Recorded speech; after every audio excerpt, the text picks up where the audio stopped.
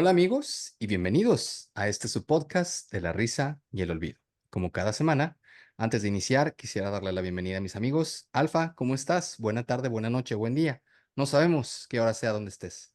No sabemos, y así está bien, porque el tiempo es una construcción que nosotros hemos hecho, no es algo absoluto. Estoy bien, estoy contento de estar aquí de nuevo grabando para nuestra numerosa y ansiosa audiencia, que es fiel, que es muy culta y que es muy entusiasta.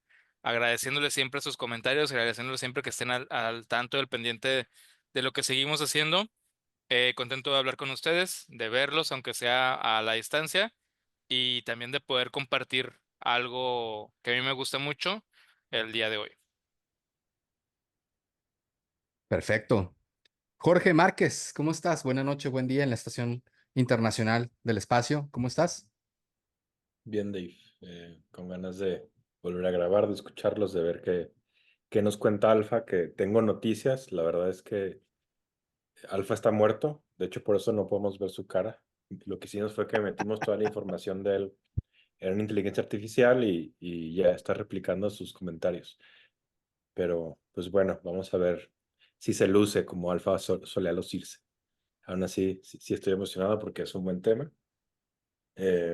Y bueno, antes de iniciar, nada más quiero dar como un breve comentario. Nos saltamos un episodio, o sea, si se fijan, pasó un mes desde la última vez que nos vimos. Ahí hay un hueco, ese hueco es un episodio mío.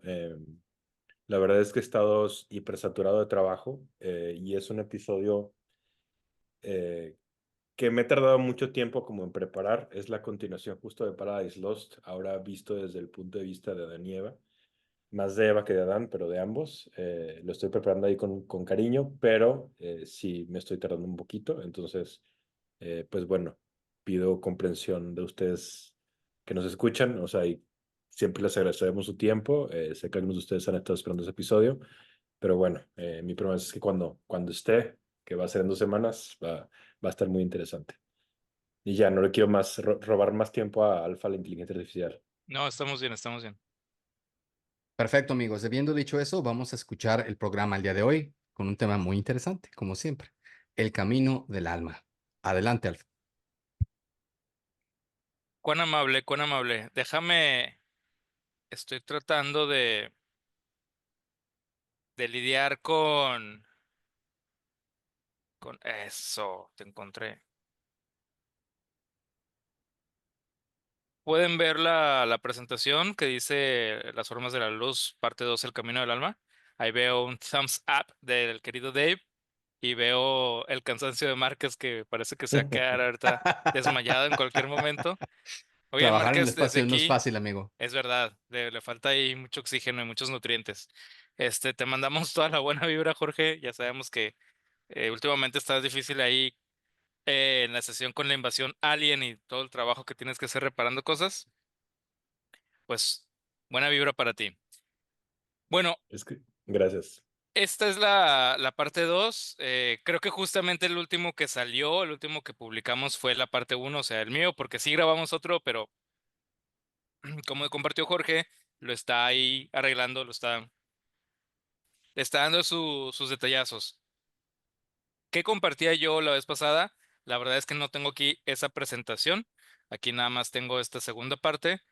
Eh, Les compartía un punto de vista de la cultura en India que choca mucho con la nuestra y hacía una especie de comparación y contraste en algunos puntos de nuestra visión de la vida en este plano, de nuestra misión, de a dónde vamos a parar, cuál es nuestro último descanso, nuestro último destino después de la vida y, y les contaba algunos mitos, unos mitos que ilustraban mucho cómo se vivía esa cultura allá.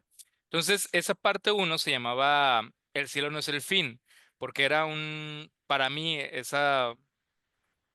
dar cuenta de ello es dar cuenta de una de las grandes diferencias que hay en nuestra cultura y la cultura de la India. En nuestra cultura, lo que le llamaríamos, o lo que le llamaría Dave, el grandísimo Dave, lo que yo llamaría el afterlife, es decir, lo que pasa después de la vida, ese afterlife, para nosotros es definitivo. En nuestra cultura cristiana, judío-cristiana, nosotros tenemos una sola vida en la tierra y un solo momento después, ¿no? Ya sea en el cielo o después de una temporada en el purgatorio ya para el cielo o el infierno, ¿no? A Borges, el grandísimo Borges, decía que siempre le parecía exageradísimo, que ningún acto, él decía, ningún acto de los seres humanos merece el cielo y ningún acto merece el infierno. O sea, ¿de qué estamos hablando? ¿Cómo es que un ser humano tan ínfimo, tan pequeño, tan insignificante puede ser merecedor o de un paraíso y de un premio eterno o de un castigo eterno? O sea, no. Pero bueno, Borges estaba como 6000 años más avanzado que la humanidad en su sabiduría y eso es algo que se va a poder entender después. Em, entonces, voy a no aterrizar, pero voy a cambiar el enfoque. El enfoque del episodio anterior estaba en, en los dioses, ¿no? Les dije cómo, les conté un mito de cómo Indra, el dios de los reyes, es muy orgulloso y crea estos palacios fastuosos, majestuosos, y de repente es regañado por Brahma o por Vishnu, según sea el mito, y que le hacen entender que sí, ahorita él es un Indra, él es un rey de los dioses, pero en unas reencarnaciones posteriores va a ser una hormiga. Y así como es lo más importante, luego va a ser insignificante. Eso es algo que se contrasta mucho con lo de nosotros, ¿no? Pero fíjense que el scope, o como diríamos, el enfoque o el zoom está muy hacia afuera, ¿no? Hacia lo magnífico, los dioses. Ahora nos toca hacer el enfoque hacia adentro, hacia lo individual. Entonces, vamos a comenzar, por eso le llamamos el camino del alma. No sé si tengan comentarios o dudas antes de empezar. Thumbs up. No, Ok, dale, ahorita que bueno. desarrolles. Ya está. Entonces, voy a empezar un poquitín. Eh, Aquí tengo una imagen a la izquierda abajo, los que nos están nada más escuchando. Hay, hay una serie de 3 episodios que sacamos sobre alquimia. Em, el primero es muy denso, es muy pesado, es nada más histórico y la verdad estaba yo nada más como repasando algunos apuntes y en ese tuvo muchas visitas, pero no me fue muy bien, la verdad. Porque no estaba... Una de las cosas cuando he tenido la fortuna de tener buenos momentos exponiendo o dando clase, es porque digamos que lo que se activa en mi participación es una especie de pasión por el tema combinado con uno o dos aciertos en cómo logré compartir eso. Una o dos metáforas que logré hacer para conectar un concepto no tan sencillo con mi audiencia o con mis alumnos, o cierta manera de hacerlo llegar, ¿no? Que eso creo que es lo que me caracteriza. Cuando dice Jorge, es que a veces brilla, pues creo que a veces es eso lo que sucede. Que estoy tan apasionado, estoy tan conectado y le he dado un par de vueltas al asunto que lo que sucede es que pues logro hacer llegar cierta parte de la pasión y cierta parte del mensaje que me apasionó. En ese episodio no sucedió, yo nada más estaba como repasando ciertos puntos y no pasó nada. Hay una parte 2 que estuvo mejorcita, pero sobre todo hay una parte 3 en ese siento que sí. En la parte 3 de la alquimia, ese sí les aconsejo que lo vean. Ese está padre. Y quiero referenciar la alquimia porque en India se dice que también hay una alquimia. La alquimia se dice que se buscó, que fue un lugar común entre ciertos sabios, eruditos místicos en la Europa medieval, en China y en India. Si bien lo de India y lo de China, tal vez sí, tal vez no, puede ser llamado estrictamente alquimia, sí hay unos lugares comunes en ese sentido. ¿Cuál es el lugar común de la alquimia en ese sentido? Primero el que aparece aquí escrito en la tabla esmeralda o la tabula esmaragdina, que dice, lo inferior es como lo superior. Lo superior es como lo inferior. Y parece ser una tontería, pero en realidad lo que está diciendo trata de apuntar a una verdad muchísimo más profunda. ¿Qué quiere decir? Y hoy en día la ciencia parece que no se pone de acuerdo, pero sí medio apunta hacia allá. Que los procesos más grandes, las leyes que rigen lo más vasto, lo más majestuoso, el macrocosmos, son las mismas que rigen el microcosmos. Las mismas leyes y los mismos principios que ordenan todo en lo más alto son las que operan en lo más infinitesimalmente pequeño que hay en la existencia. Lo inferior es como lo superior es como lo inferior. ¿Qué quiere decir eso? Que si logras entender lo pequeño, logras entender lo grande. Si logras entender lo grande, igual. Si logras manipular lo pequeño, bla, bla. Esa ley se vive mucho aquí en India y la otra es que buscaron la vida eterna, tanto en India como en China, como en la Europa medieval, había una obsesión por encontrar la vida eterna. Y la última y tercera obsesión que no comparte India, pero sí que comparte China con Europa medieval, es transmutar metales y encontrar eh, la manera de transformar metales innobles en oro, ¿no? Pero bueno, por eso lo traigo aquí. Lo inferior es como lo superior es como lo inferior.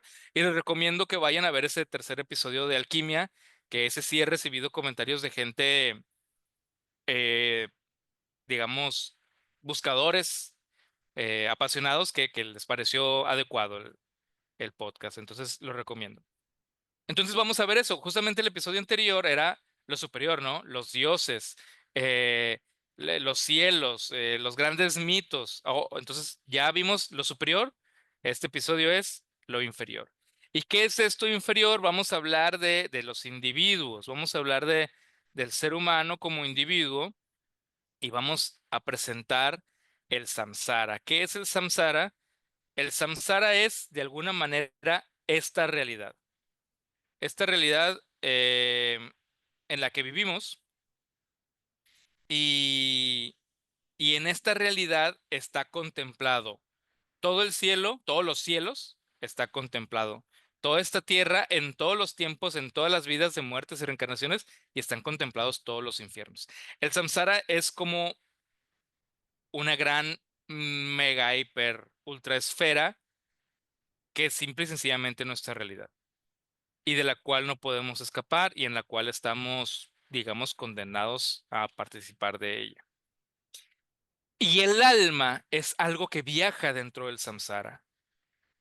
Si ustedes han visto nuestros episodios constantemente, se podrán dar cuenta que, o si ven nuestros comentarios, o si platican con alguien que nos siga, se podrán dar cuenta que los dos principales activos de este podcast son las bonitas caras de Dave y de Jorge. El 80% de nuestros seguidores son fans de Dave o de Jorge y no los culpo. No las culpo, no los culpo. Pero les tengo una muy mala noticia. Esas bonitas caras que van a ver cuando yo quite esta presentación se van a acabar. Cuéntenle unos añitos y se van a acabar. Cuéntenles más años y van a ser polvo, comida de gusanos. No va a perdurar nada de ello. Nada.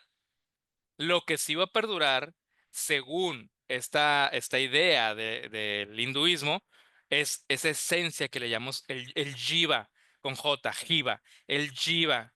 Este jiva es algo que va a perdurar y que va a andar deambulando. Y si ahorita el Dave se convierte en bueno, más bien, continúa siendo un tipazo, continúa siendo una persona de bien, que ve por sus hijas, que ve por su comunidad, que busca ser mejor persona, si continúa en eso, bueno, esa alma va a ser recompensada. Y si se porta muy mal, esa alma va a ser castigada, pero de nuevo esa alma va a estar condenada a un ciclo de, de muertes, de resurrecciones, reencarnaciones. Vamos a comparar un poquitín el, esta visión con, por ejemplo, otro episodio del podcast que les recomiendo que vean, que se llama Un viaje al centro del infierno, que también es bueno. Recordemos un poquito en ese episodio y aquellos otros en donde hemos hablado de Ulises. Ulises, Odiseo, en la Catábasis, que es el descenso a los infiernos, creo que es el canto 11, habla con espíritus. Ya lo mencionamos justamente en la parte 1 de este mismo, de la Serie. pasada, pues. Gracias. Eh, entonces, en este episodio, él habla con difuntos, pero no habla con difuntos, habla con sus espíritus. Habla con Tiresias, habla con su madre, habla con Aquiles, con Sísifo. El mismísimo Dante, en la comedia, en la Divina Comedia, se topa a un sinfín de personas ya muertas, personajes famosos ahí en el inframundo. Entonces, en nuestra creencia del catolicismo está que cuando nos morimos, nos vamos al cielo, y ahí van a estar nuestros abuelos, el perrito que tuvimos de niños, los que se nos adelantaron. Pero en el hinduismo eso es imposible. Es decir, repito, si estuviéramos en el mundo cristiano de Dante o en el mundo griego de, de Homero, si se me adelanta el Dave, si se me adelanta el Márquez, yo puedo hacer muchas triquiñuelas y los visito y vuelvo a ver sus caritas bonitas. Aunque estén agüitados, aunque estén tristes, los veo de una forma espectral, porque su vida pervive de alguna manera en su espíritu, su cuerpo mismo pervive de alguna manera en su espíritu. En el hinduismo eso es imposible. El cuerpo que tenemos ahorita es solo un contenedor temporal, es un vehículo. Después de esta vida, tu jiva, que es tu vida, tu alma individual, pasa a otro vehículo. Puedes subir o puedes bajar, pero siempre vas a renacer. Entonces, ¿cuál es la búsqueda de las personas que pertenecen al hinduismo? Si no es renacer como un dios, es no renacer, es no volver a nacer. Es que no, yo ya no quiero ser ni Shiva, ni quiero ser Indra, ni quiero ser un demonio, ni quiero ser, eh, no sé, Elon Musk. No quiero ser ninguno de ellos, ya no quiero nacer. ¿Cómo? O sea, ahí entramos en el terreno interesante, ¿no? Entonces, lo que quieren es liberarse de la rueda eterna de muertes y renacimientos. ¿Cuáles son los peores enemigos de esta misión? ¿Qué es lo que te hace estar renaciendo todo el tiempo? El miedo y el deseo. Siempre que tengas, aunque sea un poquito de miedo o un poquito de deseo, volverás a nacer. No, Por we're eso, doomed. sí, claro, o sea, o sea, es que está terrible, bien lo dices, es decir, ¿cómo? Experimentar lo más básico del ser humano, lo más humano de lo humano, es lo que me imposibilita liberarme de esta cosa. Pues, no, ¿cómo? ¿De qué me estás hablando, verdad? Eh, entonces, por eso el alma, ese es el camino del alma, el alma viaja a todos lados. El alma tiene que experimentar todas las cosas. Experimentar, hablé como Leguetonelo, para poder perder el miedo. Vives de todo, sufres de todo, hasta de lo peor, para poder perder el miedo. Em, entonces, cuando llegas a ser un dios, un Shiva, cuando llegas a ser un Shiva, pues no es recomendable ser un dios máximo. ¿Por qué? Porque ya o puedes sufrir miedo de perder el poder, o vas a seguir deseando tener lo que tienes, vas a seguir deseando tener ese poder que tienes. Entonces no es nada recomendable. Eh, lo que es recomendable es nacer como un ser humano. Es recomendable nacer como un ser humano porque nacer como un ser humano te da la posibilidad de luchar contra todas las tentaciones en el punto central de la existencia. Si vemos aquí otra versión del samsara, que está aquí en el centro, entonces aquí es donde en el centro estamos nosotros y desde ahí donde es más fácil iluminarnos. Y aún así es casi imposible, pero renaciendo como un dios, estando en los infiernos, es prácticamente imposible. Y en el tarot de Marsella está esta imagen que es la rueda de la fortuna.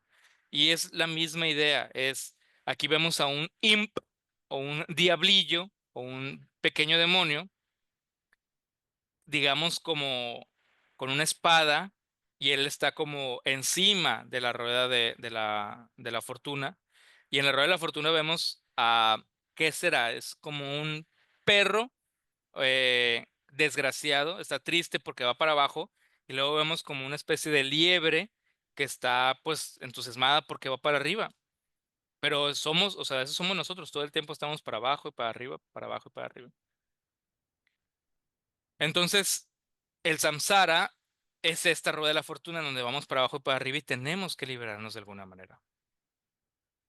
Entonces, eh, ok, vamos a, Alfa, dime. que ahí en la rueda, o sea, en el centro de la rueda salen, no los alcanzo a ver bien, pero yo tengo una imagen similar. Pero según yo sale un cerdo, ¿no? Y Ah, salen tres animales, o sea, que cada uno representa diferentes cosas. Creo, si no me acuerdo, uno era como la ignorancia, otro era como la ira, otro era como el apego. Eh, Justo sí, ahí se ven, se sí, sí, alcanzan a sí. ver. Yo creo que sí. Ahorita la verdad es que no traigo el lore preciso. Sí me lo supe de memoria todo en algún momento, pero ahorita ya no, entonces yo digo que sí. Bueno, nada más para agregar una cosita, le das para arriba, al anterior. ¿En esta? Sí, lo que siempre me ha gustado de esta es justo el especie como de demonio que está detrás, ¿no? Creo que le llaman llama a veces. Que Sí, sí, sí, es Recordemos está, llama. que Jürgen es que está, satanista. justamente lo que está haciendo es destruir todos los mundos. O sea, ahí Ujú. estamos viendo como los diferentes mundos que hay, o sea, desde el de los dioses hasta el de los animales, el de los humanos, el de los héroes, hay diferentes mundos. Y está bien para esta idea como de que lo que están buscando ellos justamente no es tanto ir subiendo, o sea, de mundo, dependiendo de qué tan bien vas viviendo, sino más bien se trata de lo que dices, se trata de que se destruya por completo esta rueda. Y es lo que está simbolizando ese demonio. Siempre me ha gustado eso. Afirmativo 340. Y vamos a volver a llegar a algo al respecto. Y a ver, aquí está la rueda de la fortuna en chiquito con dos animales y el imp arriba. Pues es lo mismo, ¿eh? O sea, luego les voy a platicar la historia de la relación que hay entre India y Occidente, justamente partiendo de Marsella. Ok, vemos esta imagen, dos personas con agua, ¿no? Sí, Ok, em, muy bien. Mm, ¿Cómo se le hace para, eh, para hacer como encontrar el camino del alma? Porque el scope ya no va a ser hacia afuera, como que estamos viendo en este mundo máximo, en viajar entre los tiempos y viajar entre las etapas de esta gran esfera, sino el alma dentro de ti. El alma dentro de ti también tiene una serie de momentos y también tiene una serie de caminos y también tiene una serie de vocaciones y también dentro de ti se puede vivir una especie de paraíso, también dentro de ti se puede hacer una especie de infierno. O sea, ahora no es que vivamos muchas vidas para mejorar o empeorar el alma, es en esta vida, ¿dónde está tu alma? Bueno, en el hinduismo, como en muchos otros, se entiende que el alma está dentro del cuerpo. ¿Y cómo le vas a hacer? Bueno, Jung dice que está, el alma está mucho descansando, habitando, construyendo y enriqueciendo aquello que le llamamos el inconsciente, que es la parte de tu ser que tú no tienes activamente presente, pero que te está hasta rigiendo el destino que tú vas a tomar. Y que para eso, para poder dominarla, para poder entenderla, tienes que entrar a ese inconsciente.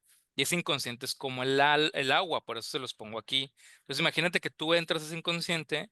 Jung dice, eh, en el mar del inconsciente, el psicótico se ahoga y el místico surfea. Entonces es ahí donde ustedes están viendo cómo ahí ella está tomando unos traguitos de agua, ella está entrando poco a poco, y el otro vato se está ahogando. Y él, probablemente el más grande eh, alquimista, el gran Paracelso, el padre de la espagiria, que es la alquimia para sanar, dice la dosis es la enfermedad y la dosis es la medicina. Es decir, tú te echas un clavadote ahorita en el inconsciente sin estar preparado, así de buenas a primeras, te ahogas y te vuelves loquito y te quedas en el viaje. Vas poco a poco entrando y saliendo, aprendiendo a nadar, poco a poco entrando y saliendo, aprendiendo a surfear, y eso es lo que te va a sanar. Ahora, para Celso se refería mucho a lo orgánico, digo, a lo mineral, material de tomar la dosis o tomar la medicina como veneno, pero también se refería a los procesos psíquicos, ¿no? De lo que le llamamos el alma. Entonces, en India nos sugieren, digamos, técnicas, estrategias para saber cómo ir entrando a este mar, cómo ir navegando, cómo ir dirigiendo esto que le llamamos la jiva o el alma. Hay muchos, les voy a hablar nada más de dos, tres que propone. Acuérdense que esta propuesta viene de Joseph Campbell, de un libro que se llama justamente Myths of Light, mitos de luz. Y de ahí viene esos dos episodios vienen de ahí. Uno de ellos aparece en el Raja Yoga. Tenemos otro episodio sobre el tantrismo y ahí explico un poquitín más a fondo esto. Ahorita nada más como una pequeña revisión por encima de porque es importante para el contexto. El, el tantrismo va a desarrollar esta técnica que va a tomar el Raja Yoga. El Raja Yoga es el yoga rey. Raja significa rey. Y el Raja Yoga, a partir del Tantra Yoga, del tantrismo, perdón, y del Kundalini Yoga, tiene esto. ¿Qué dice Ok, ahora también le conocen como Chakra Yoga, ¿verdad? ¿Qué dice esto? Dice que nuestra alma o nuestro espíritu vital, nuestra energía vital, está dentro de nosotros, pero debería fluir como si fuera una serpiente. No sé si su destino, pero su naturaleza es fluir libremente dentro de nosotros como si fuera una serpiente. De abajo hacia arriba, estar fluyendo. El lado derecho, el lado izquierdo, bla, bla, bla. Pero que esta serpiente se va a encontrar como con moradas. Y en estas moradas va a veces a descansar y se va a enamorar de la morada y va a querer quedarse ahí, o a veces se va a enfermar y va a estar ahí atorada, o hay veces en que se va a hacer como un nudo y va a estar muy mal, pero no puede salir. Y eso nos puede generar muchísimos conflictos en nuestra vida personal, social, en nuestra salud, y que pues nuestra misión es ayudar a la serpiente que fluye libremente en nuestros círculos. Círculo significa chakra, en esos círculos energéticos, esos círculos de poder, de sabiduría, de amor, de todo esto. Entonces el Raja Yoga nos explica estos círculos de poder. Empezaríamos con el Muladhara Chakra. El Muladhara Chakra es el que está en el punto más bajo, que sería pues el Aníbal, el Aníbal Lecter. Ahí en lo que le llamamos la root base, ahí estaría el Muladhara Chakra. Entonces es el chakra del principio del movimiento, es el chakra del principio de la vida, digamos, vegetal, todo lo que se desarrolla, digamos, por instinto, que nada más ahí anda ahí, creciendo. Es el yoga perdón, el chakra de los procesos automáticos del cuerpo, de lo instintivo, pues pues es lo más básico, ¿no?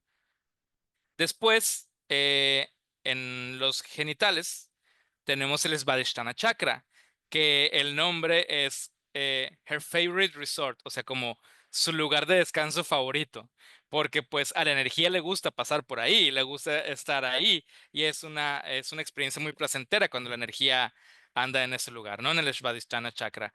Y pues si ustedes se ponen a ver a sus compañeros, amigos, familiares, pues la mayoría están obsesionados con el sexo y la mayoría están ahí, no salen de ahí, para ellos todo es sexo. Recuerden lo que decía Michel Foucault. Michel Foucault dice, todo, absolutamente todo en la vida se trata de poder, menos el poder se trata de sexo. Y luego decía, todo, absolutamente todo en la vida se trata de sexo, menos el sexo se trata de poder. Entonces, sí están muy relacionados, pero sí, justamente el que seguiría sería el chakra del poder, el Manipura Chakra, que el nombre literal es la ciudad de la joya resplandeciente, que es está en el estómago, es el poder de la transformación, es el del poder y el de la transformación. Es el de la imposición, es el de, pues, de la fortaleza. Y si se fijan, pues la mayoría de nuestra sociedad, nuestras sociedades están muy obsesionadas con estos dos. Estamos muy atados a esto. O ves gente obsesionada con el poder o gente obsesionada con el sexo y casi de ahí no salimos. No nos permitimos, digamos, limpiar esta energía, trascenderla y llegar al siguiente chakra, que sería este verde que vemos aquí, que está en el corazón, que se llama Anahata Chakra. Y en el Anahata Chakra se llama el chakra del sonido, que no es hecho por dos cosas golpeándose. Entonces, ¿cuál es el sonido no hecho por dos cosas golpeándose? El latir del corazón, obviamente, porque es un sonido, digamos, en nuestras vidas es muy importante, es muy profundo y es, digamos, muy ruidoso. Todos hemos escuchado el latir de un corazón con mucha fascinación, con mucha fascinación. Cuando éramos niños escuchábamos, o sea, nos pegábamos al pecho de algún familiar, de nuestras madres o de alguien y escuchábamos el latir del corazón. Cuando de niños alguien descubre un estetoscopio por ahí, lo que escuchas es el corazón y es fascinante escuchar cómo late un corazón. Entonces, y es un sonido hermoso, el latir de un corazón. Y es un sonido que se hace cuando, según esto, ¿no? El único sonido que se produce cuando no chocan dos cosas. Que sí, obviamente es porque la sangre está bombeando por ahí, ¿verdad? Por eso. Pero bueno, es el de la devoción, es el del amor, es el de la compasión, que también puede dar, o sea, que ya cuando llegas a eso y cuando tu vida está en ese centro, pues obviamente se supone que ya trascendiste la supervivencia, ya trascendiste el deseo infernal del sexo, el deseo infernal del poder, y estás en el punto de la compasión, estás en el punto del amor, pero ahí también se puede enfermar y también te puedes olvidar de ti mismo por un lado o volverte un ególatra egocéntrico de lo peor por el otro, ¿no? Y sentirte, ay, sí, soy la Madre Teresa de Calcuta y pues aquí todos me adoran, todos me aman, o pensar, solo sirvo para eso, y si no sirvo, y si no estoy dándolo todo, nadie me va a querer, ¿no? Entonces, hay maneras de enfermar todo y hay maneras de sanar todo. Una vez que trasciendes el Anahata Chakra, llegas al Visudra Chakra, y el Visudra Chakra es el de la purificación, es el de una transformación, pero no es una transformación física como el de el estómago del Manipura, es una transformación, digamos, intelectual, de conciencia, a través de la voz, a través de la palabra. La palabra digamos, la forma última del poder, es el verdadero poder. Recuerden que el universo en esta cosmogonía está hecho a partir de sonidos y de vibraciones y nuestra voz está generada por vibraciones. Entonces es el punto más sagrado al que podemos llegar con nuestro cuerpo. Los otros dos chakras son chakras de contemplación, son chakras de entendimiento. El chakra Ajna chakra es el del tercer ojo y este tercer ojo es el del el entendimiento y también se conoce como el chakra de las 10.000 formas de Dios. Cuando tú en teoría despiertas ese tercer ojo, que no es un tercer ojo, digamos, real, y no es un tercer ojo que te haga ver cosas literalmente, sino es un tercer ojo que te hace entender cosas. Entiendes que detrás de todo es una ventana para la divinidad, detrás de todo está Dios, el Ajna Chakra, de los 10.000 nombres de Dios. Entonces, es eso, ya lo entiendes todo, pero fíjense que entenderlo todo y digamos ver las cosas, ver a través de la mentira del mundo, no es lo más alto. Lo más alto es el Sahasrara Chakra que está en la coronilla, que está aquí arriba. Y este Sahasrara Chakra es el, el de la conexión total. Creo que se llama el de los no nombres de Dios. O sea, ya no necesitas nombres para entender a Dios. Esta es una conexión directa. Ya estás ahí. Ya no necesitas conceptos, no necesitas palabras, no necesitas entendimiento. Es una conexión directa. Entonces, hay muchas maneras mm, de hacer a la serpiente moverse, invitarla a que se trascienda, a que mueva.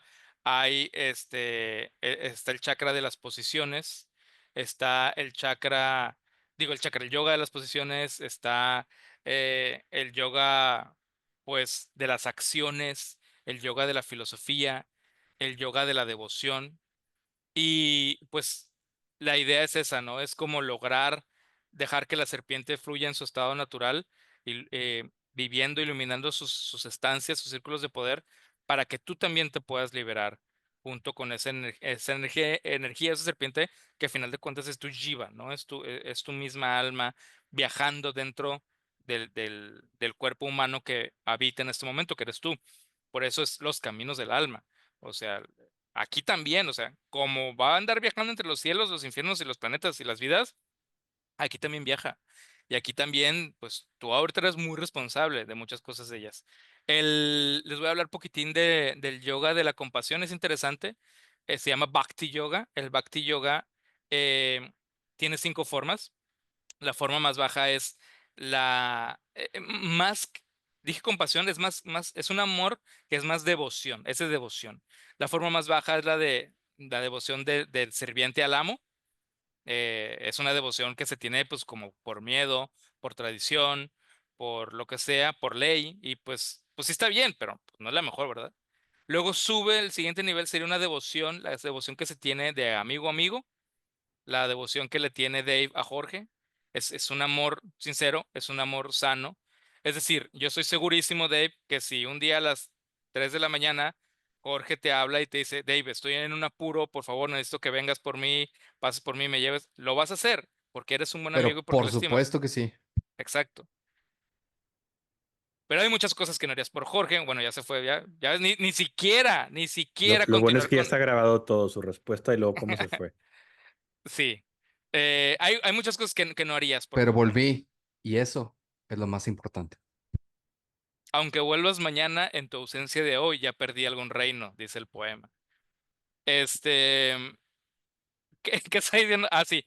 Hay muchas cosas que no harías por Jorge Dave, pero que sí harías por tus hijas, ¿verdad? Es otro nivel de devoción, es otro nivel de amor, es el siguiente, el que tiene un padre por un hijo. Ahí implica una devoción mucho más grande, o sea, eh, pues yo no tengo la fortuna de ser padre, pero muchos dicen que te cambia la vida, que al momento de nacer un hijo, pues todo lo demás se trivializa.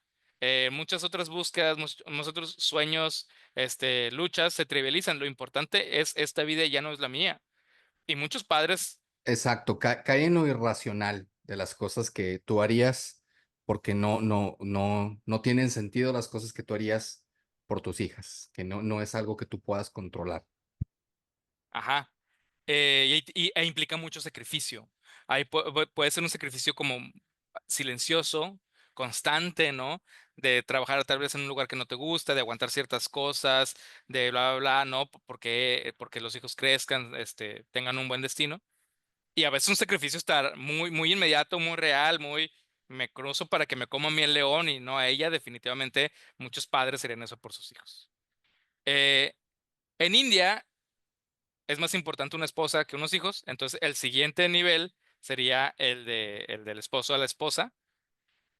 Y el último nivel, y esto es lo interesante, y a Jorge le va a encantar porque a Jorge le encantan estas cosas, el nivel más alto de devoción o de amor que hay en el Bhakti Yoga es el amor prohibido, el amor ilícito, el amor de la locura. Bien lo dijo Selena, ¿eh? Amor prohibido murmuran en las calles porque somos de distintas sociedades. Muy bien, entonces pierdes todo por amor.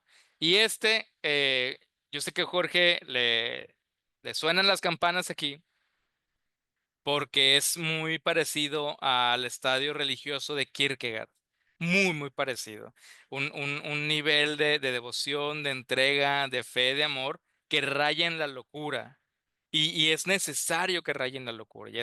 Es el amor, justamente es más valioso y es más dramático porque no tiene una recompensa inmediata, entendible, lógica. Entonces, ese es el amor verdadero.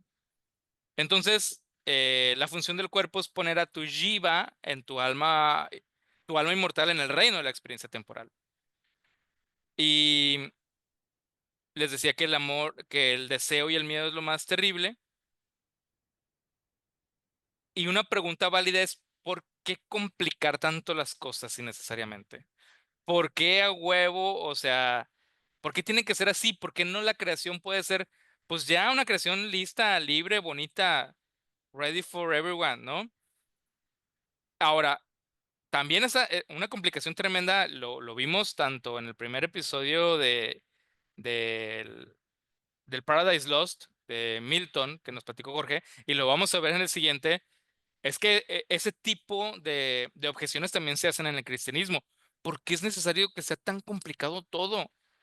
Todo es una gran trama de caída, de decepción, de muerte para que triunfe un vato que ya estaba en lo más alto y que simplemente podrías ponerlo ahí y ya. ¿Por qué tan complejo? Bueno, yo la respuesta que tengo a eso es, así es. La realidad, así es. El mundo de las experiencias no permite ver la realidad tal cual es. Mientras estamos experimentando, es decir, mientras estamos en esos cuerpos en la Tierra, vemos las cosas de manera distorsionada. Es como ciertas especies que han evolucionado de una manera, digamos, rara, y algunos órganos o algunas extremidades que tienen una función han cambiado y por millones de años han tratado de adaptarse a otra cosa. Y esos órganos no son tan hábiles en la nueva función. Entonces la idea es, pues, ¿por qué no los destruyó o por qué no creó unos órganos para esa función desde un principio? Bueno, pues porque así no funciona la cosa. Así no funciona la evolución. Simplemente así es. El mundo de la realidad es un mundo complejo, imperfecto, eh, incomprensible y simplemente así es. Este mundo en el que participamos tiene algo muy interesante, que como les acabo de decir es que es toda una gran ilusión. No podemos ver las cosas como son porque hay un principio, que de hecho esa palabra es la raíz de la palabra magia, que se llama la palabra maya. Es un velo que tenemos en los ojos. Es algo que está aquí distorsionando toda la realidad. Fíjense que esta imagen, a mí me gusta mucho esta metáfora, como la pone, creo que es Joseph Campbell, que es, obviamente lo leí en el libro de Joseph Campbell, pero no sé si se le debería atribuir a alguien más, que es, intenta ver hacia el fondo de un estanque o de un lago mientras está lloviendo. Entonces, tú no vas a poder ver al fondo de ese estanque y ni siquiera vas a poder ver la superficie tal cual es, porque se está distorsionando todo el tiempo. Ese es el maya. Supongamos que el fondo del estanque sería la realidad como es, pero nunca la vas a poder ver porque siempre se está moviendo. Otro ejemplo que pone es, él dice que una vez estaba viendo a un gatito que Alfa, estaba, dime. me da la impresión que lo que acabas de describir del agua, justo eso, viene como de la representación, de una de las representaciones como del nirvana, ¿no? O sea, entonces la palabra nirvana significa sin viento. Entonces, si tú estás encima de un estanque, estás viendo el agua y no hay viento y el agua es agua cristalina, tú podrías ver el fondo. O sea, tienes una experiencia en ese momento de todo lo que es el estanque. El mundo del samsara es el mundo del viento, es el mundo de esas gotas que están tan agitadas que no te dejan ver más allá. Yo siento que de ahí lo saca. Ah, dijiste sin viento. Qué bueno, porque estaba confundido.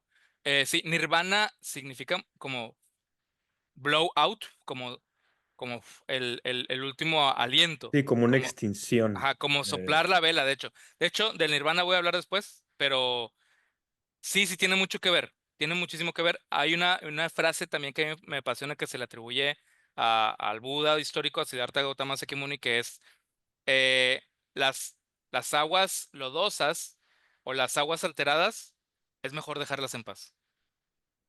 Porque, porque mientras están lodosas, mientras está ahí todo movido, no vas a ver la realidad como es.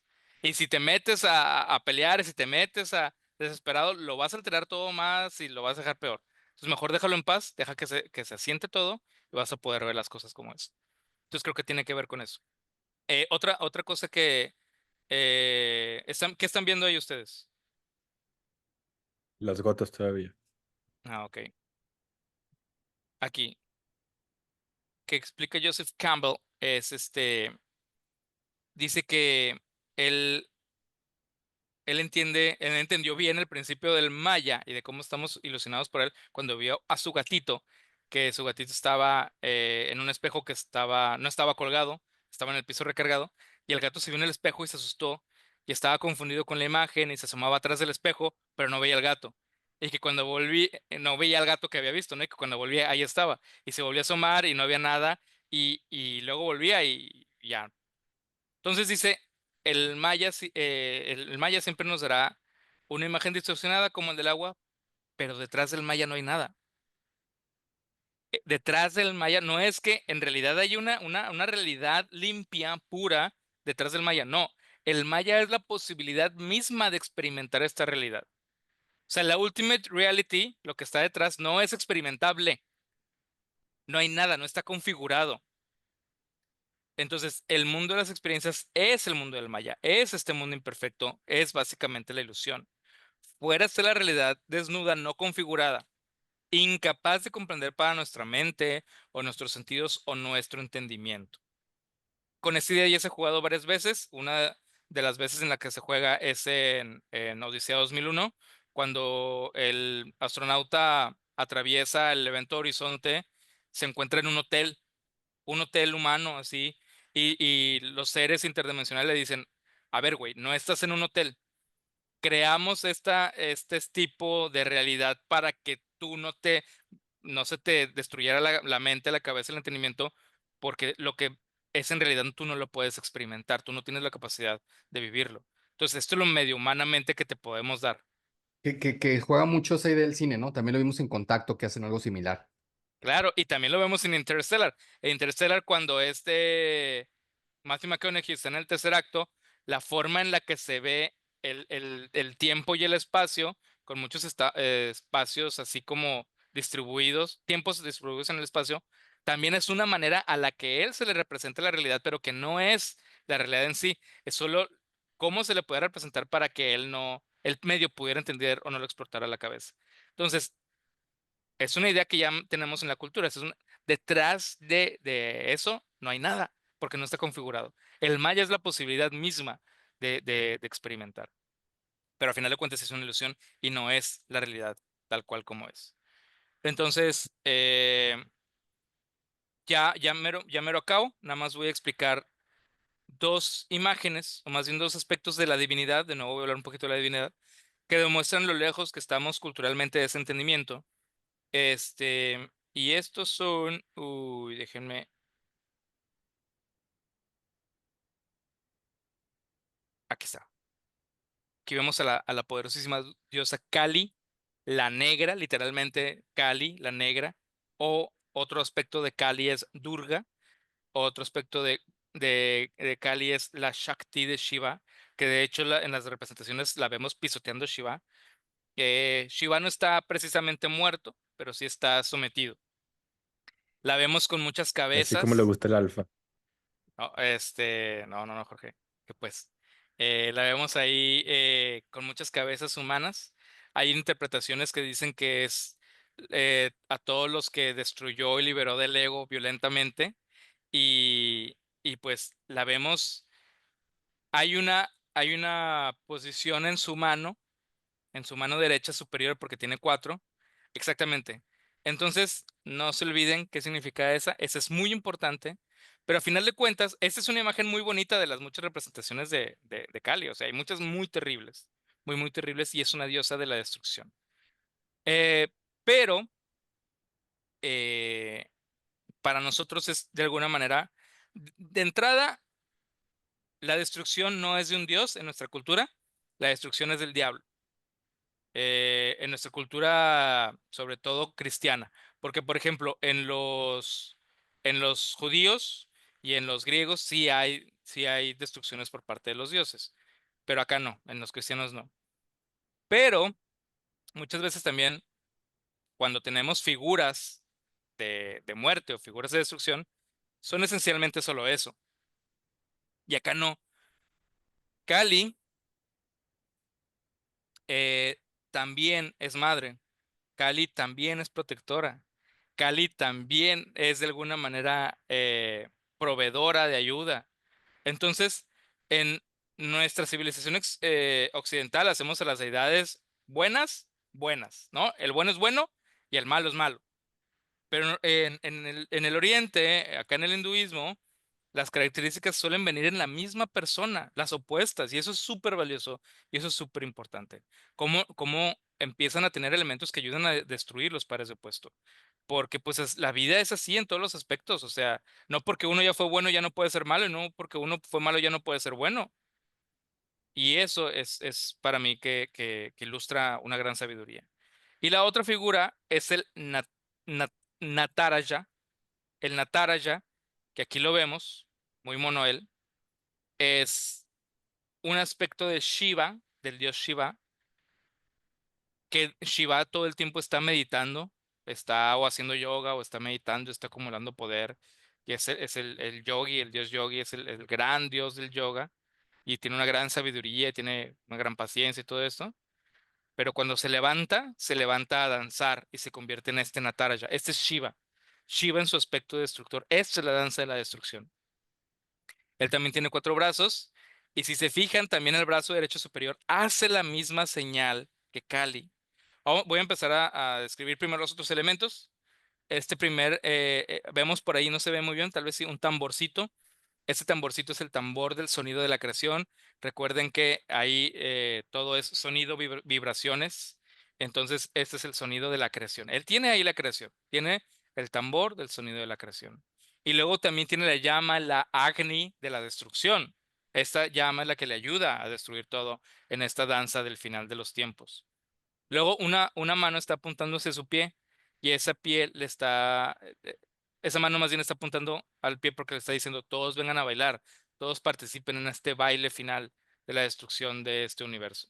Y con la otra está pisando a este monito, a veces es un enano, a veces es un duende, a Pásmara. Y esta Pásmara representa la ignorancia y el olvido. Justamente relacionado con lo que estaba diciendo Jorge de la carta de la Rueda de la Fortuna del Tarot de Marsella. ¿Y qué significa la otra mano que coincide con Shiva? Es el mudra que dice no tengas miedo. Ese mudra se llama Abhaya y dice no tengas miedo. A mí me parece fascinante que los dos dioses de la destrucción digan en el momento más terrible, no tengas miedo. No tengas miedo, esto es parte de nuestra creación, eso es parte de nuestro universo, esto es parte de esta alma cósmica de la que somos todos, ¿no? Este Brahma, todos vamos a volver a Brahma. Eh, bueno, y además a mí me parece también increíble porque, Jorge, tú sabes, esas fueron las últimas palabras de Armando. Armando, a punto de fallecer, lo último que alcanzó a decir fue, no tengas miedo. Entonces, pues hasta eso es tremendamente poético. Y es que el fin del mundo, el fin de la destrucción del cosmos, todo eso, pues es el paso hacia la eternidad. Es el paso hacia la eternidad, porque la eternidad no es un tiempo largo, la eternidad no tiene nada que ver con el tiempo. Pensar y hablar del tiempo es lo que nos cierra las puertas de la dimensión de la eternidad. Así que cuando piensas, algo de mí sobrevivirá después de muerto, estás pensando en términos temporales. Ese es el tipo de pensamiento que pertenece a otro tipo de conciencia, no a la conciencia, digamos, de la luz, la que te despierta. Nosotros aquí estamos en los terrenos de la lógica paradójica. Eh, También tenemos un episodio de la lógica paradójica que se llama Las dos manos de Dios, que a mí me gusta mucho, lo recomiendo, que lo chequen. Ya para terminar, Joseph Campbell. Ya ven que lo que buscamos aquí es el final de la ilusión, el final de este mundo del samsara y regresar a nuestra autenticidad, que el alma regrese a donde pertenece, que es Brahma, el espíritu absoluto. Tú estás aquí ahorita confundido pensando que eres un individuo viajando entre muchas cosas, porque son como muchas pruebas para que logres despertar tu conciencia y recordar que eres el espíritu absoluto, eres Brahma. Entonces Joseph Campbell se encontró con este gran gurú, este super gurú de esos super famosos, de esos que nadie tiene derecho a verlos, y a él le dieron una entrevista privada. Y Joseph Campbell dice que le preguntó, Si, como sabemos, todas las cosas son Brahma, es decir, es energía divina, ¿por qué entonces renunciamos al mundo para encontrarla? ¿Por qué renunciamos al vicio? ¿Por qué renunciamos a la estupidez? ¿Por qué no vemos lo divino brillando a través de lo más brutal, lo más horrendo, lo más estúpido, lo más oscuro? Y dice que este gurú le respondió, para ti y para mí, ahí es en donde está. Y la verdad es que yo no sé si este gurú sea un gran sofista y nada más tenga una respuesta bonita que dar a todo y sea un gran hablador en el sentido que da una respuesta wow a pantalla de pendejos. O en verdad sí lo podemos tomar con un sentido muchísimo más profundo y a mí me parece que sí. Es decir, la luz no está en todo, o sea, en el mismo lado para todos. La luz está en diferentes lados para cada uno. Para ellos que ya tenían tal vez ese nivel de conciencia, ahí ya está de nuevo en lo más alto y en lo más horrendo. Y para otras personas va a estar en otro lugar. Eh, Voy a después, por eso les decía que no iba a hablar mucho del budismo ni del nirvana, porque después voy a hablar de otro, voy a dedicarle varios episodios al budismo, uno solo al Mahayana, uno al filósofo Nagarjuna y otro al budismo Zen. Pero hay un dicho precioso en el budismo Zen que dice, para el que está iniciando el viaje, no, perdón, para el ignorante, las montañas son montañas y los ríos son ríos. Para el que está en el viaje del Zen y de la sabiduría, las montañas han dejado de ser montañas y los ríos han dejado de ser ríos. Y para el bodhisattva, para el iluminado, las montañas vuelven a ser montañas y los ríos vuelven a ser ríos. Y bueno, si ahorita no lo entienden y dicen qué grande estupidez está diciendo el alfa, no es que yo esté loco o que esté ebrio, es que estamos en el terreno de la lógica paradójica y voy a hacer algún esfuerzo por explicar esto después. Otra de las propuestas que tiene el hinduismo para liberarse es el jainismo. El jainismo es como una especie de, pues de secta o de religión que buscan mucho la mortificación del cuerpo. El yoga de los jainistas está basado en la idea de que debes dejar de actuar, dejar de moverte, dejar de comer, dejar de pensar, dejar de sentir, finalmente dejar de respirar. Pero no es bueno morir a menos que hayas perdido absoluto interés en la vida. Si hay una pequeñísima parte de, ay, no estaría padre esto, ay, me gustaría esto, algo que de ahí vas a volver. El, Acuérdense que Alejandro Magno, era un ser excepcional y al lugar al que llegaba se entrevistaba con los líderes y con los sabios del lugar. Los respetaba muchísimo, así como las tradiciones a las que llegaba. Cuando llegó a la India se entrevistó con los que en griego los conocemos como los gimnosofistas, que era una forma de decir los filósofos desnudos. ¿Quiénes eran los filósofos desnudos? Eran estos los jainistas o jainistas. Tan extremos eran que siempre andaban desnudos. A eso le llamaban el Digambara, vestidos de cielo. Un nombre precioso. Digámbara, estoy vestido de cielo. Estoy, o sea, estaban desnudos. ¿Por qué? Porque ellos se mortificaban mucho físicamente, porque decían, es la manera en la que, o sea, todos esos esfuerzos no son solo entrenamiento físico, son entrenamiento mental para poder liberarnos. El cuerpo quiere comer, quiere descansar, quiere placer, quiere paz. Si logras ir en contra de todo lo que quiere esta voluntad, lo que Schopenhauer luego le va a llamar la voluntad, que obviamente lo sacó de aquí, de todo lo que quiere tu cuerpo, te conviertes en amo del cuerpo, te conviertes en amo del mundo, logras dominar este plano de la existencia. Porque lo más fácil es ceder y hacerle caso. Me estoy cagando de hambre, cedo, voy y como algo. Me estoy cagando de sueño, cedo y duermo. Me estoy cagando literalmente, cedo y voy al baño, ¿no? Entonces, estos vatos no, estos vatos van a dominar este plano de la existencia, siendo ellos los que decidan. Entonces, pero por ejemplo, pues sí, o sea, hay muchas técnicas y, pero el focus mental tiene que estar en otro lado. No puede estar en ti, porque si está en ti vas a crear ego. Y el ego es lo primero lo que te tienes que desvanecer, de lo que tienes que deshacer para poder liberarte. Entonces, cuentan esta historia del profe y el estudiante. Un día el estudiante llega tarde a la clase y el profe le dice, oye, llegas tarde, ¿qué pasó? Y el estudiante le dice que fue debido a las lluvias, o sea que era una tormenta, lluvias torrenciales, y que el río que siempre cruza se inundó y que estaba torrencial, pero que él decidió cruzarlo nadando y que todo el tiempo iba pensando, mi profe me está esperando, mi profe cree en mí, mi profe cuenta hoy conmigo, y que ese pensamiento le dio lo necesario para cruzar el caudaloso río. Y el profe le dice, ah, no, pues muchas gracias, qué chido, y se sintió padre, y no, bienvenido a la clase. Tiempo después, el profe se encuentra en una situación similar, una tormenta, y el río está así tremendo, caudaloso, y deciden atreverse a cruzar ese río desbordado, y dice, yo creo en mí, yo puedo, yo soy un fregón, yo soy la onda. El otro cruzó pensando en mí, yo voy a también a pasar cruzando en mí. Y obviamente se hundió como una piedra. Porque no puede estar en ti ese focus, no es tú, no es tu ego el que tiene que crecer.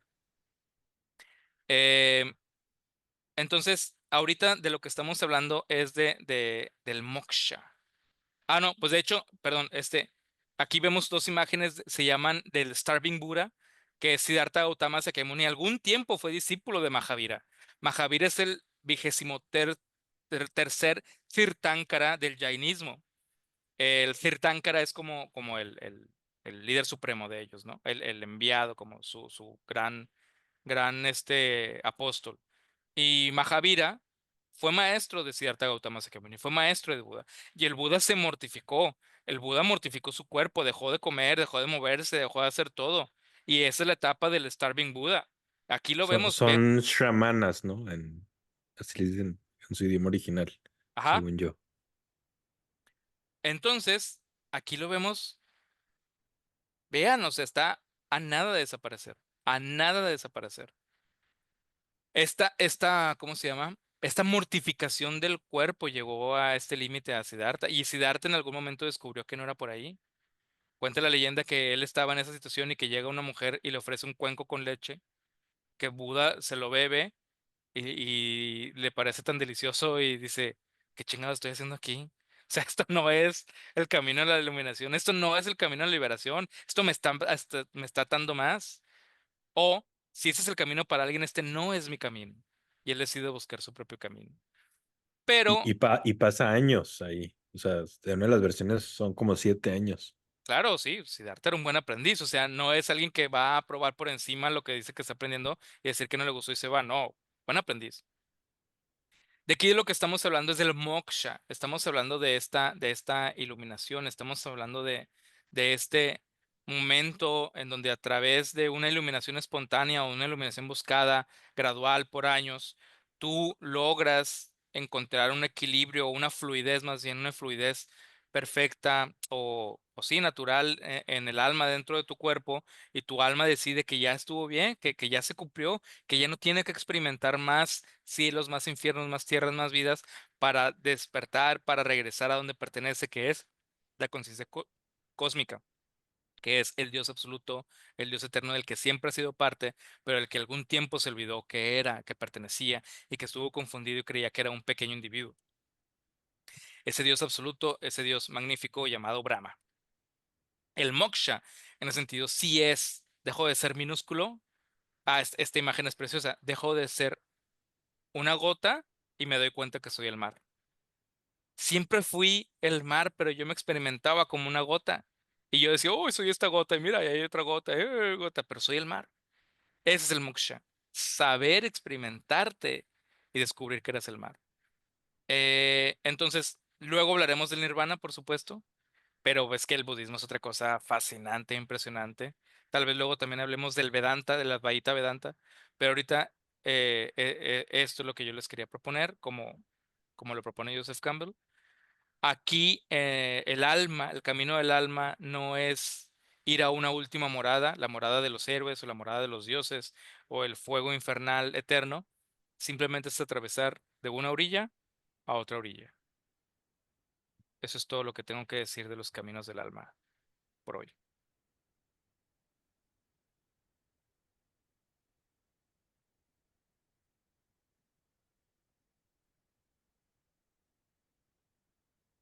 Híjole, me queda dentro de todos los temas que hemos hablado, por eso es que es tan difícil incluso imaginarse llegando a alguien a esos niveles de iluminación. O sea, quitarse el deseo y el miedo es algo que no puedo ni siquiera comprender y es por eso que es algo tan difícil, ¿no? O sea, Claro, desprenderte de la humanidad misma para poder llegar a eso, pues sí, sin duda es un camino bien complicado. Y en muchos de los temas que nos has planteado, me trato de poner, o sea, de imaginarme siquiera, ¿no? Y sucede lo mismo con alguna vez que nos mencionaste, aquellos que buscan la iluminación.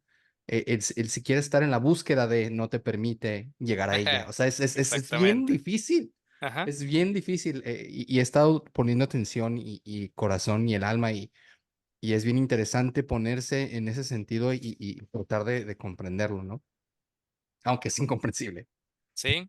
Ahora, yo diría que ya está, como es muy socrática tu reconocimiento de tu propia limitación, de nuestras propias limitaciones, y eso te pone ya a medio camino, porque mucha gente anda ahí en Tulum o en muchos lados ofreciendo ayahuasca o en las ciudades ofreciendo cursos de espiritualidad y de descubrimiento y de chakras y de fregadas, diciendo que ellos ya trascendieron eso, diciendo que ellos ya entendieron y diciendo que o ya están muy avanzados en el camino o diciendo que están más avanzados que tú, o diciendo que ya están del otro lado. Y creo que el simple hecho que tú reconozcas que es casi imposible, que está muy cabrón, que no logras entender, a ti ya te pone en un estado más cercano a ellos. Que es eso que ellos profieren es puro ego del malito.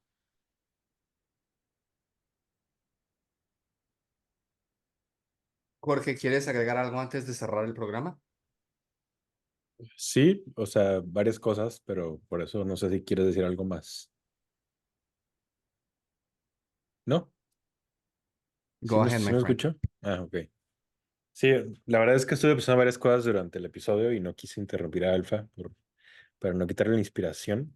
eh, pero sí quería comentar dos que tres cosillas. Estoy muy cansado y cuando estoy muy cansado nada digo puras verdades o puras mentiras. Entonces les aviso Puro facto, tiras desde factorías. antes. Eh, bueno, primero, cuando estábamos viendo a Cali, siempre se me ha hecho una figura bien interesante, cómo tiene ahí las cabezas, o sea, cómo denota también esa muerte y esa destrucción. Y decía Alfa que no encontramos eso en el cristianismo. Yo creo que sí está, no está a ese nivel, eso sí. O sea, acá es un nivel como superlativo. Creo que el cristianismo sí lo tiene, lo que pasa que, digo, y no solo estoy hablando del Antiguo Testamento, obviamente el Antiguo Testamento sí está, pero eso se podría entender como la parte judía de lo cristiano. Pero el Nuevo Testamento también la tenemos, o sea, está pues la parte de Apocalipsis o de Revelaciones, como le quieran llamar, ahí hay mucha destrucción. O sea, y ahí sí vemos otra faceta de un Jesús que también puede destruir eh, y va a acabar destruyendo a Satán, pero no nada más eso, o sea, también hay destrucción en el mundo. Eh, Sí, es verdad. pero es algo que va, creo que bien con lo que estuviste explicando, Alfa, porque ahorita que estabas diciendo, ¿no? De que tus cuates en Tulum que están ahí vendiendo mentiras, nos pasa lo mismo como cristianos y como católicos. O sea, yo sigo siendo de la idea, y aquí voy a ser muy terco, de que hemos diluido mucho el cristianismo y hemos diluido mucho el catolicismo. O sea, como que lo hemos hecho una religión que es fácil de creer porque decimos que es un Dios compasivo, buena onda, que siempre nos va a querer. No, o sea, ser cristiano debe de ser difícil y es lo que expone Kierkegaard. Creer es algo que requiere sacrificios y eso lo vemos en la misma figura de Jesús y todo lo que sacrificó.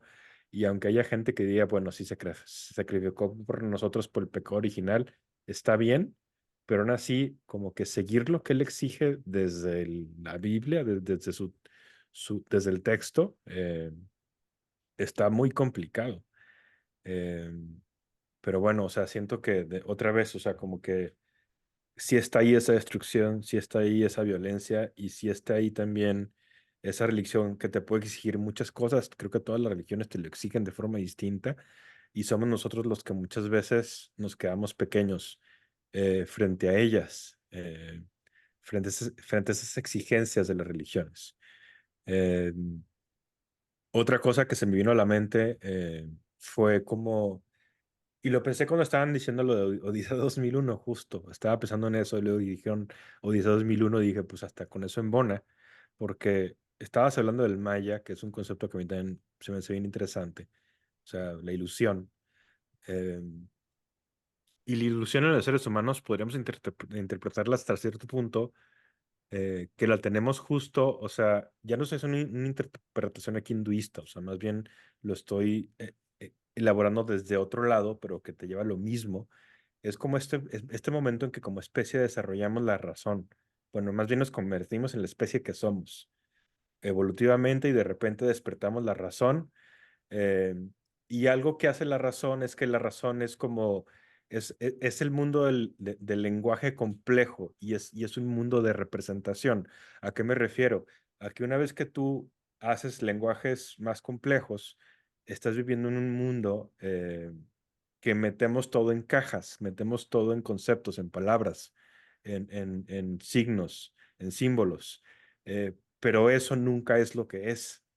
Nunca es lo que es. O sea, el lenguaje eh, es una caja que estamos inventando nosotros los seres humanos para representar algo y entenderlo.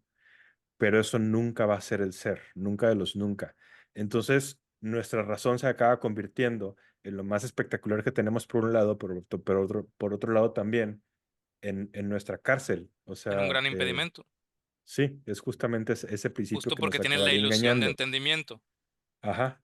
Eh, y está padre porque dijiste la palabra paradoja y justo había estado pensando en esa palabra hoy mucho porque Porque estabas pensando en mí. doxa, doxa, obviamente, doxa significa algo así como las cosas como aparecen o su apariencia.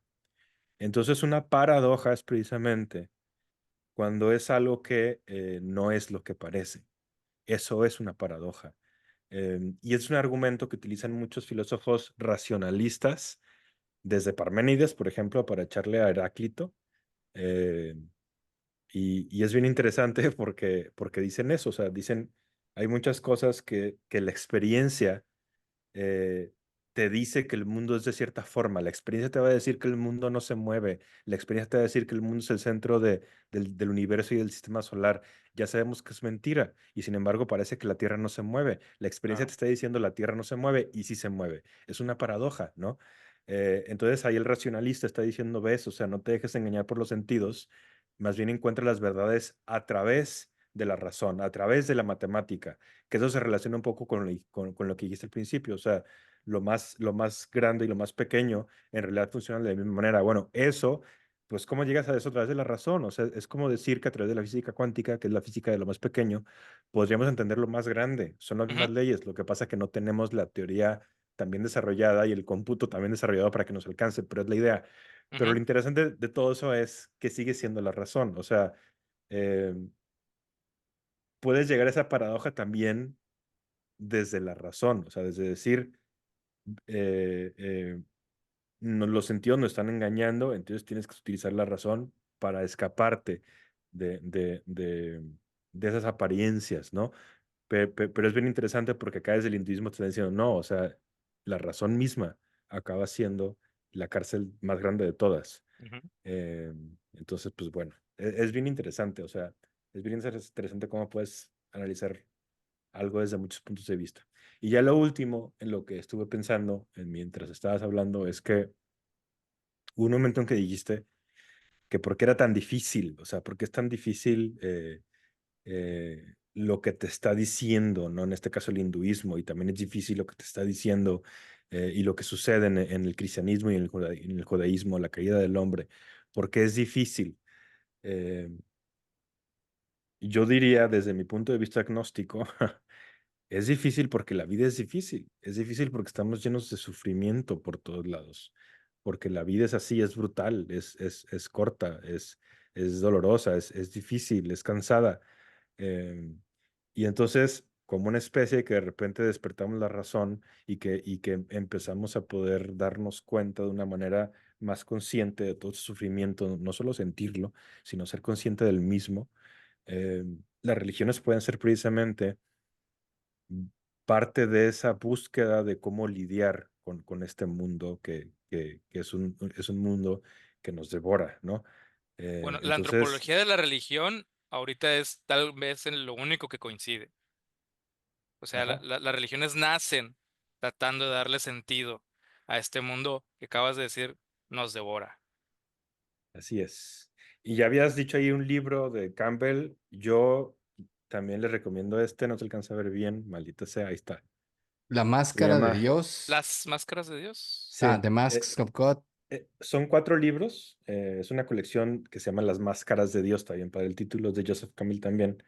El primero es mitología primitiva, el segundo es mitología oriental. Y justo en esa mitología oriental también viene lo que expuso Alfa.